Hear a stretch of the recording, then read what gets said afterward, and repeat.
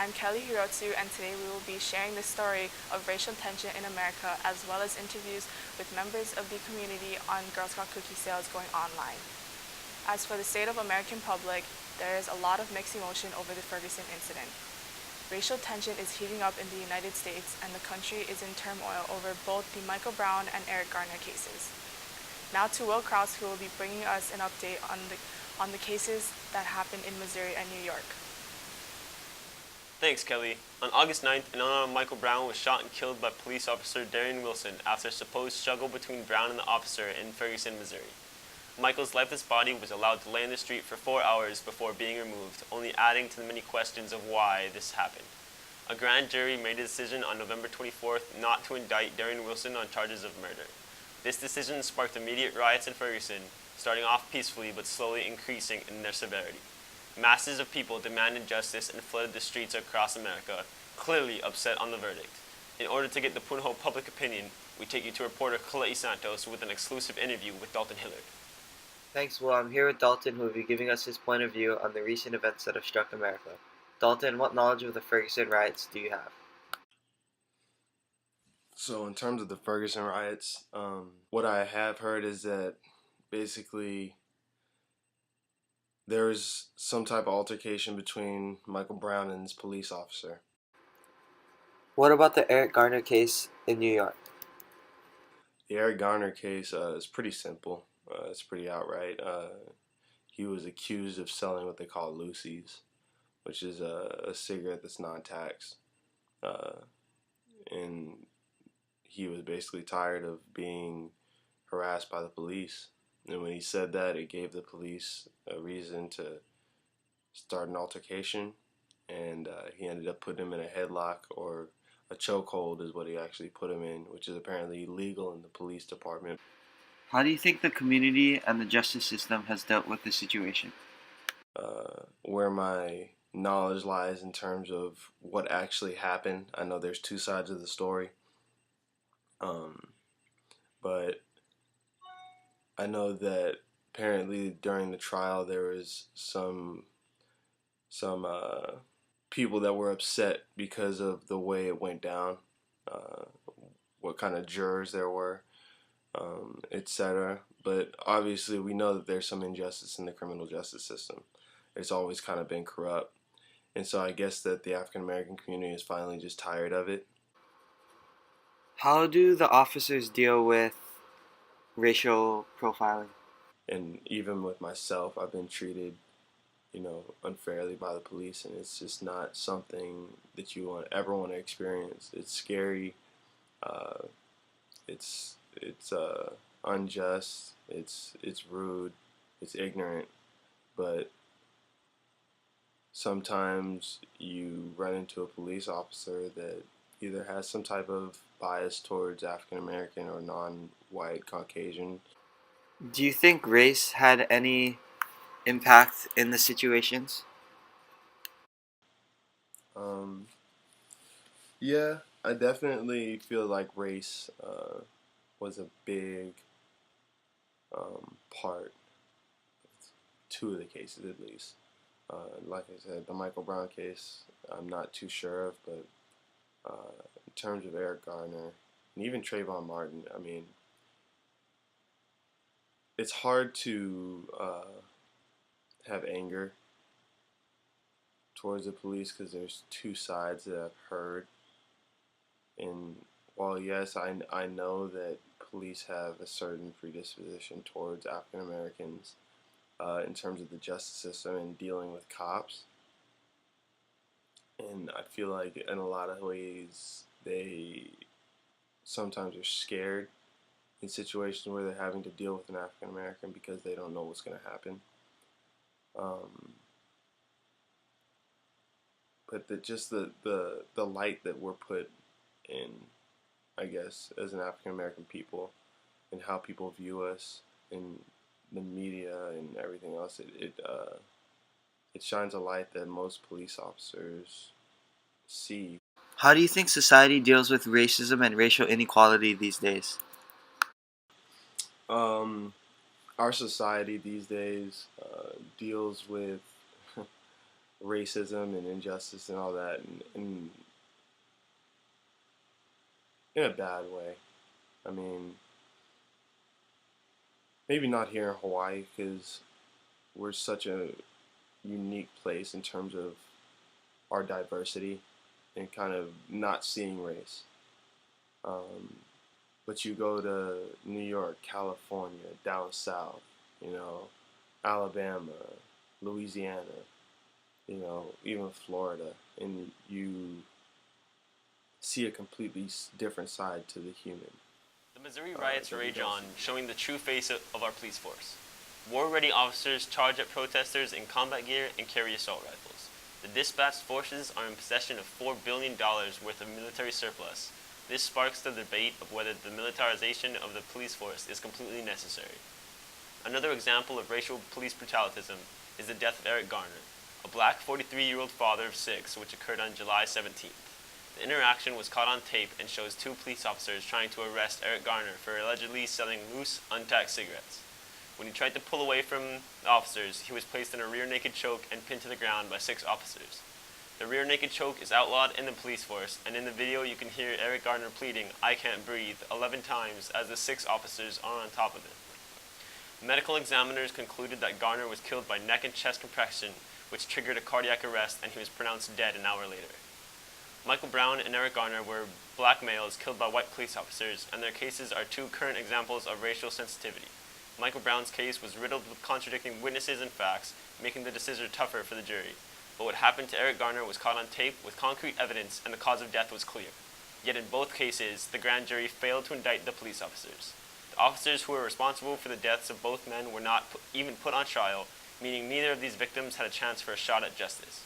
To get Punahou faculty's opinion, we go to reporter Kalai Santos with an interview with Miss Piquet, a dean at Punahou School. People are reacting more to the history of mistreatment between blacks and whites than to just the actual 2 situations specifically. I think they are reacting to the history of mistreatment, but that history is also current. I mean, it's not like it was in the past. So I think that they are seeing that and recognizing that it aligns with current mistreatment. Whether or not that was justified or not, I can't tell. But I think I can say fairly confidently that that kind of mistreatment does occur, and is dealt with probably on a daily basis on the part of some Americans. So what I'm hearing is, do you think that racial profiling or racial, I guess even just racism in general, is still a problem in the United States? Currently, yeah.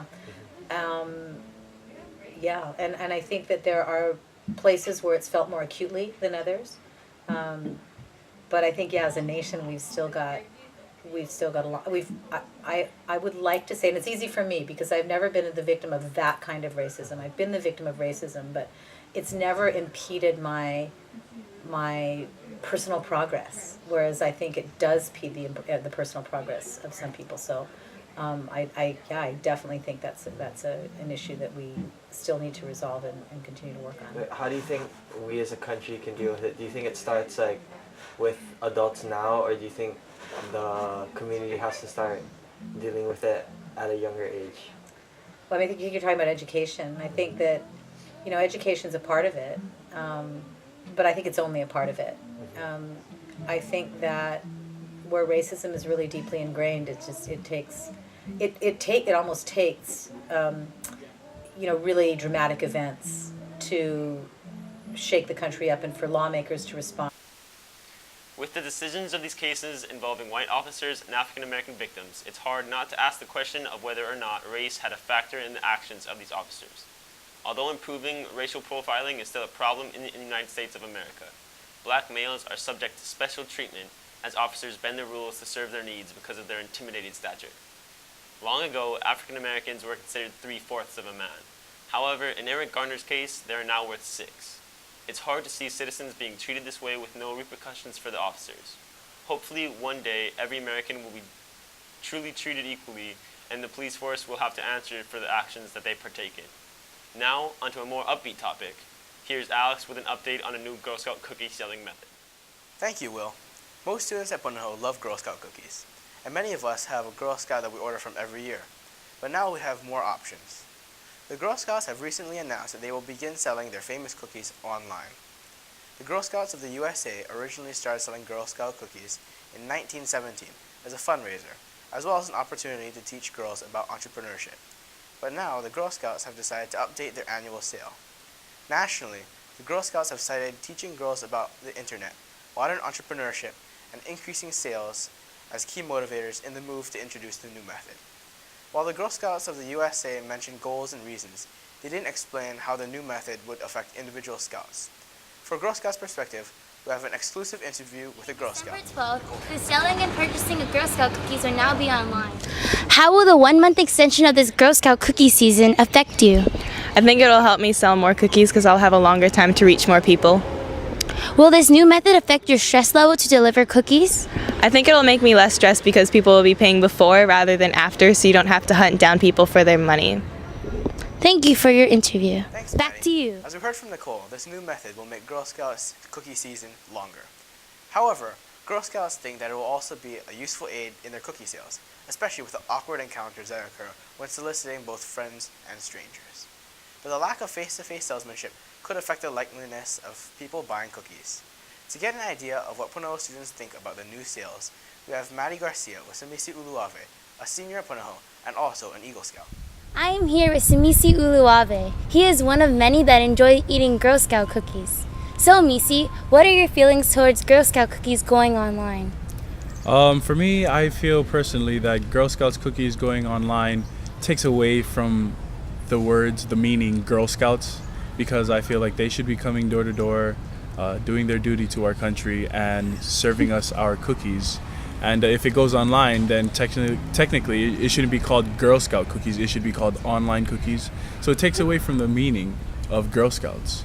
Do you prefer the online method or the regular face-to-face? I prefer the face-to-face where I can see beautiful Girl Scouts coming to my door, knocking, being respectful, seeing my parents and saying, "Hi, we're Girl Scouts of America and we would like to sell you cookies in this red wagon." And if they don't do that anymore, what's the reason of having Girl Scout cookies? I mean, online cookies. Let's be serious now, okay?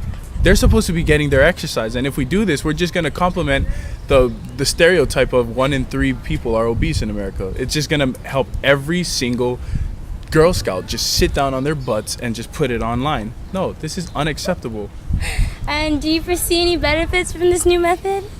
The only benefit would be that Girl Scout cookies will be lazier nowadays and not want to do. The only thing they'll have to do is just post it online. I could do that with Craigslist. I could post anything on Craigslist. So I mean, that's the benefit, being lazy, if you call that a benefit.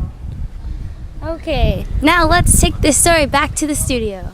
Thanks, Maddie. We have obviously got to mixed opinions on Girl Scout cookies going online.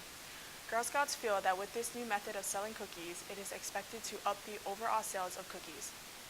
They would use a mobile app or personalized website to sell their wares and reach out to a broader community. But some of the public may feel differently about the new method. As seen in the interview, the public feels that selling Girl Scout cookies online will take away the meaning of the word Girl Scout.